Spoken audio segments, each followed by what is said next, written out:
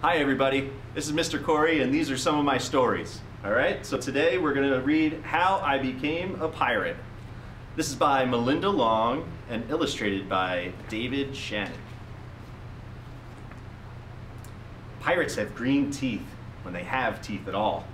I know about pirates because one day, when I was at the beach building a sandcastle and minding my own business, a pirate ship sailed into view. I knew what it was because it had a flag with skulls and crossbones on it. I could hear the pirates singing, "Hey ho, blow the man down." They were a little off key. I tried to tell Dad, but he was busy setting up the beach umbrella. I tried to tell Mom, but she was busy slathering my baby sister with sunblock. So I went back to my sandcastle, but I kept an eye on those pirates. By then, they were rowing to shore. Oh no. When they landed, the head pirate climbed out of the boat and yelled, "Ahoy there, matey! Be this the Spanish Main?" "No," I said. "This is North Beach." "Ah, shiver me timbers," the pirate said. "We must have taken a wrong turn at Bora Bora."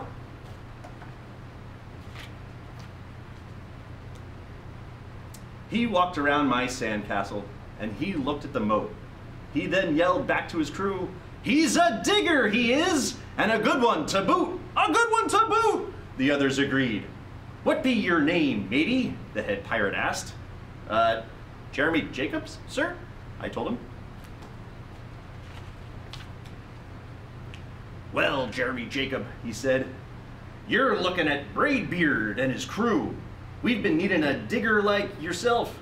We've a chest of treasure to bury." "Aye, treasure!" the others shouted. "You're coming with us," Braidbeard told me. I didn't think Mom and Dad would mind as long as I got back in time for soccer practice the next day. I don't know, do you think Mom and Dad might mind? I think so. And that's how I became a pirate. As soon as we were on board, Braidbeard showed me the chest of gold and jewels. "Got to find a safe place for this here treasure. It's high time we're off," he announced. "We're off!" we all shouted, and then we set sail. There was plenty on board to do. The pirates taught me to sing sea chanties, the louder the better, and to say real pirate stuff like landlubber and scurvy dog. By dinner time, I could speak perfect pirate. I also learned pirate manners. Braidbeard pounded his fists on the table and yelled, "Down the hatch, me laddies! Down the hatch!" we all shouted. Braidbeard gulped his food and said, "Hand over the meat! The meat!" we all roared. Nobody told us to finish our spinach, and there wasn't any spinach, or to chew up our carrots. They weren't allowed on board either. We talked with our mouths full and nobody said please or thank you. After dinner, I tried to teach the pirates to play soccer. Braidbeard kicked the ball and yelled, "Gar, soccer! Ar, soccer!" the crew yelled. Then everybody dove for the ball at once and it rolled right off the deck. "After it, me hearties!" Braidbeard commanded. After it? They all whispered, questioning. We fought over who would go get the ball, but it didn't matter anyway, because a shark came along and swallowed it in one gulp. So much for soccer. By now it was past my bedtime, but nobody tells pirates to go to bed, to take a bath, or to brush their teeth. Maybe that's why their teeth are so green. Pirates sleep with one eye open just in case, and they don't change into pajamas unless they want to. Pirates don't do anything they don't want, except for maybe swabbing the decks. I wanted to be a pirate forever. But then I found out what else they don't do. When I couldn't stay awake any longer, I asked Braidbeard to tuck me in and read me a story. "Tuck you in?" he bellowed. "Pirates don't tuck. No tucking!" the crew cried.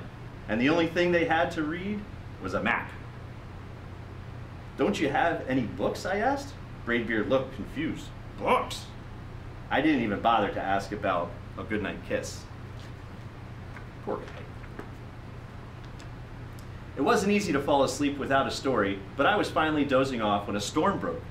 Thunder boomed and lightning flashed. I tried to hide under the covers as waves slammed up against the ship, but I kept falling out of my hammock. I couldn't find anyone in the cabin. They were all on deck. "Lower the sails!" Braidbeard shouted. "Batten down the hatches!" Everybody ran around yelling and lowering the battening. Nobody had time to sit close and tell me it would be over soon. Nobody even noticed me. I decided that I didn't want to be a pirate after all. Just then, flash, crash, crack! Lightning hit the mast and split right down the middle. "What do we do now?" yelled one of the pirates. "We'll have to turn back," called another. "But the treasure!" hollered Braidbeard. "Where will we bury the treasure?" I stepped forward. "Maybe I can help." I shouted over the wind, "I think I know the perfect digging spot!" When the storm was over, we rowed back to shore and buried the chests. We drew a map so we could find the treasure again, but I don't think I'll need it.